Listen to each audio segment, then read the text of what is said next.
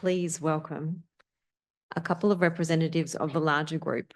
We have Team 3 on Thriving Coastal Futures, Dr. Malcolm Johnson from Huon Valley Council, Bianca Suarez from Australian National University, who are here today representing their team. The larger team includes Edith Shum, Kian Gallagher both from the University of Tasmania, Hevi Kurnia Hadini from the Australian Maritime College, Rosie Cartiner from NRE Tasmania, and all of them are affiliated with the Centre for Marine Socioecology here in Tassie. Thank you, Malcolm and Bianca. Give them a big round of applause. Great. Thank you so much, everybody. Good morning. My name is Malcolm Johnson. And I'm Bianca Suarez. And today we're going to be sharing a story of what for me is one of the most inspiring communities I get to work with every day at Council. We're also going to be sharing a solution to what I believe is one of the biggest challenges facing coastal communities across Australia, and our solution being Coastal Futures Co-Labs, which is a project that reimagines how communities, how nature, and how government can actually work in collaboration together. And this is a project that's more than just protecting homes or protecting beaches. It's a project that it actually protects people, it ensures livability, and builds the 3 types of infrastructure that we need to actually have resilient coastal futures. But before I continue, I'd like to acknowledge the Mallurkadi and Lalakwani peoples of the Southeast Nation. These are the traditional custodians of the lands and waters on which our project takes place. It's also the area where I live and work every single day. These are people who have lived with and managed coastlines for tens of thousands of years and have a deep understanding that coasts are dynamic and require a deep knowledge, flexibility, and respect in order to deal with these really complex ecosystems. So as we were introduced, this is our entire team. We are a diverse set of people coming from lots of different backgrounds and lots of different knowledge sets. Not represented here up on this slide, it's actually the most important team members that we have, which are our community members.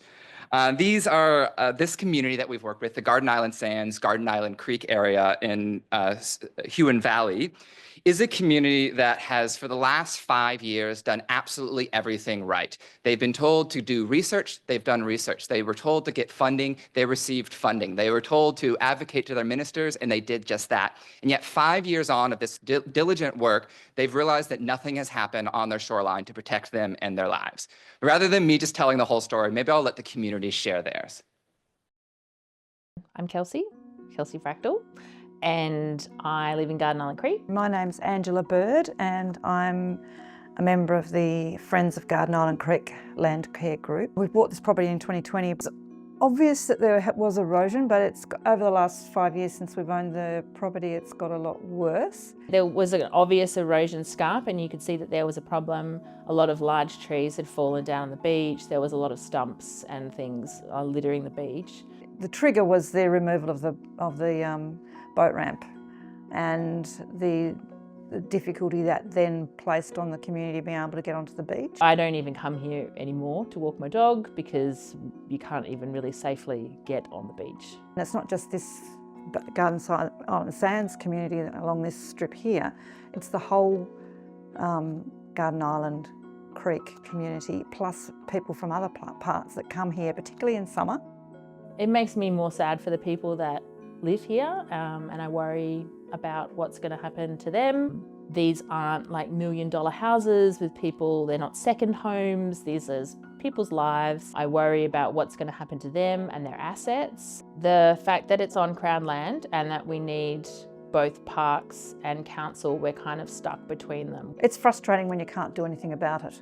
You want to find a solution, and we've kind of discussed solutions and how we could approach the issue, but it's been very, very difficult working with the Parks Department, and they don't seem to want to work with us. We've got getting some support from council now, but as far as actually making something happen, it's going to have to be the community that does it. We just need some support. Communities have the power to achieve great things, and sometimes it's better to just give them a little bit of assistance and let them solve the problem.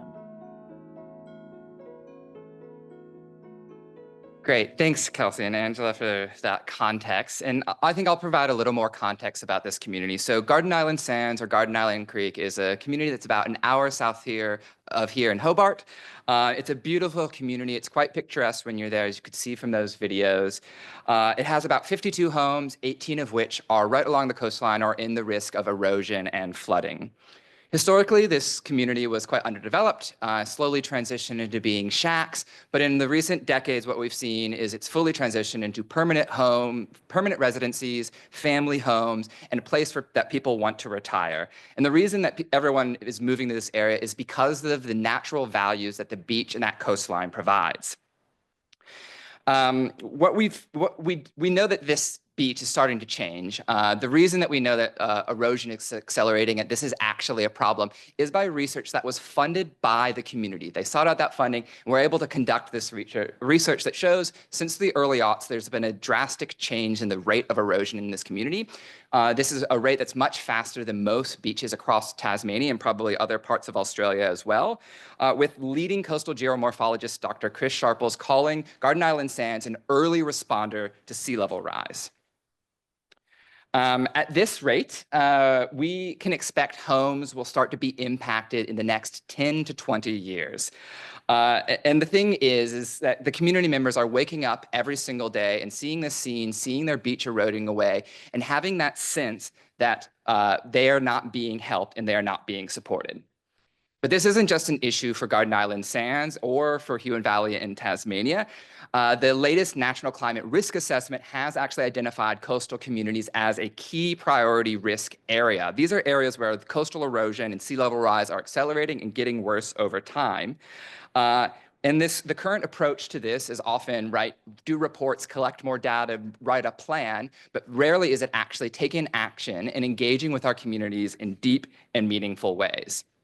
So to sort of summarize what our problem is, at the core of this is the impact of coastal erosion and sea level rise, tearing the beach away and impacting the natural values of this community.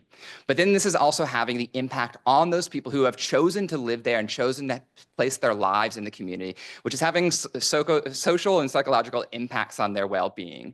And most importantly, this is a problem with the government that just isn't ready and isn't working in a way that is supporting this community.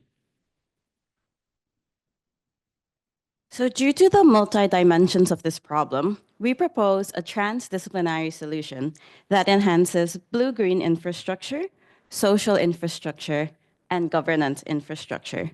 Our innovation not just lies in what we build, but how we build it. So introducing the Coastal Futures CoLabs pilot, otherwise known as CoLabs. So this is an innovative engagement tool for councils and communities to work together to build coastal resilience. Through this, we seek to cultivate an empowered and resilient community, one that feels supported, that is enabled to take action, and advocates as well for the government to act. The activities part of these collabs include implementing citizen science initiatives to slow erosion, counseling to help social and mental well-being, as well as policy engagement to create informed and effective policies. We're not introducing new technology here, but instead we're innovating the way we bring these technologies together to ensure a holistic approach with dealing with coastal erosion. So our innovation is in 4 key things. First, it's transdisciplinary and simultaneously supports blue-green social and governance infrastructure. Second, it puts community well-being at the center, ensuring it is trauma-informed and place-based. Third, it supports policy that is based on lived experience by those who are most affected. And last, it's designed to be flexible, so it can be adapted to other areas in Tasmania and across Australia. So using the CoLabs approach, we've developed a pilot for Garden Island Sands community. These are 3 sessions spread across 7 months. So the first session includes working bee initiatives where the community will plant and implement nature-based solutions to help slow erosion. We'll also introduce a CoSnap stand, which is a citizen science initiative being implemented across Australia, where the community and visitors can take pictures of the coast and assess how it's changed over time. While science has shown that these kinds of initiatives promote social well-being and relieve anxiety, we want to take that a bit further by introducing nature connection recordings and climate anxiety workshops. This workshop will be facilitated by Karen Grant, a local experienced outdoor therapist, to help the community develop a mental health toolbox and peer support network to deal with the challenges of coastal erosion. We will also be working with the Nature Connection project to help an existing storytelling project based here in Tasmania to help the community share their experience and reach a broader audience, including their neighboring councils, others that experience coastal erosion, and importantly, policymakers who need to make decisions to support these responses. And we're going to take it a next step further by also supporting council and community to work together to develop a state coastal policy proposal. This begins by introducing the background of the policy landscape, developing the proposal, and then engaging and inviting local politicians to start that discussion and try to make this proposal a reality. It is important here to note that this kind of structure has been developed specifically for Garden Island sands. It may look different in different parts of Australia depending on what the community really needs. So out of these 3 sessions, some of the things we're hoping to achieve using the Collabs engagement tool is 1, a nature-based solution that helps slow coastal erosion. 2nd, an empowered community. And 3rd, the initial discussions between communities and politicians around what can be done. To make sure that this initiative is affordable, effective, and sustainable after these 3 sessions, we're working with local communities who have the expertise and passion to drive this forward. So importantly, we're working with Friends of Garden Island Creek, who is an active community group who will help by volunteering to implement the nature-based solutions, as well as managing community engagement with all the residents in the area. The local council, the Huon Valley Council, is also providing resources such as seeds and nursery access for the nature-based solutions. And we'll also be utilizing their existing relationships with external actors such as other councils and the state government to amplify our impact with this pilot.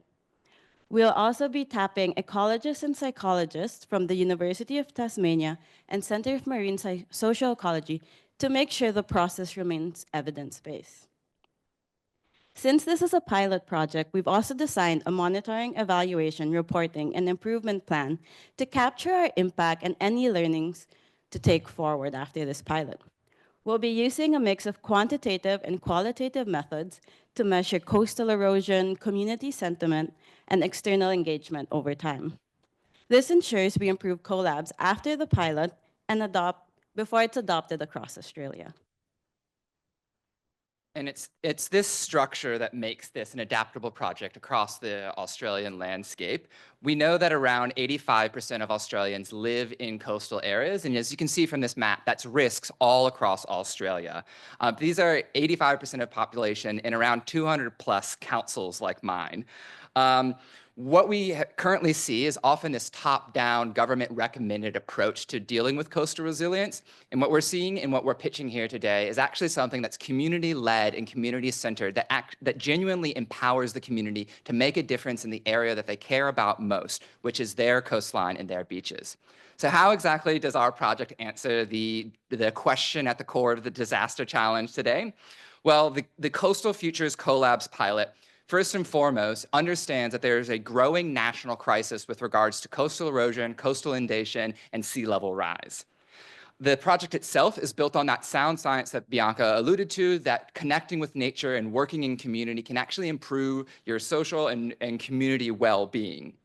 It builds on those 3 types of infrastructure, the blue-green through nature-based solutions, the social through the different sort of work we're doing, and the governance where we're actually trying to change policy so we don't wait for this to happen again. And this is a real project happening right now. When I finish this presentation today, I'm going back to work and working with this community right now. But it's not just myself doing it, it's the partners that we're working with, which every council will need to think about going forward. But the good part of this is by working with the community and piling it in one that is actually inspired and engaged in the way that the Garden Island Sands community is, we're demonstrating that this is something that can happen all across Australia. And when it comes to the cost, this is quite an affordable project for councils to engage with. We know that a lot of the main solutions to sea level rise and erosion is to build a seawall. Well, this project actually costs less than around 5 meters, around $10,000, which won't even protect a single property. And while this project isn't advocating that we don't need seawalls, it's essentially saying that we need to actually have active solutions to problems rather than passively putting a seawall and hoping that everything's going to be okay.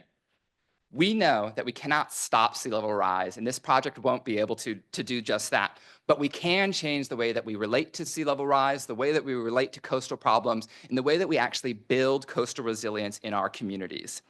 So at the core of our Coastal Futures CoLab is an intention to replace despair with agency, to replace isolation with connection, and to remove government inaction with collaborative approaches to solving one of these big, wicked problems.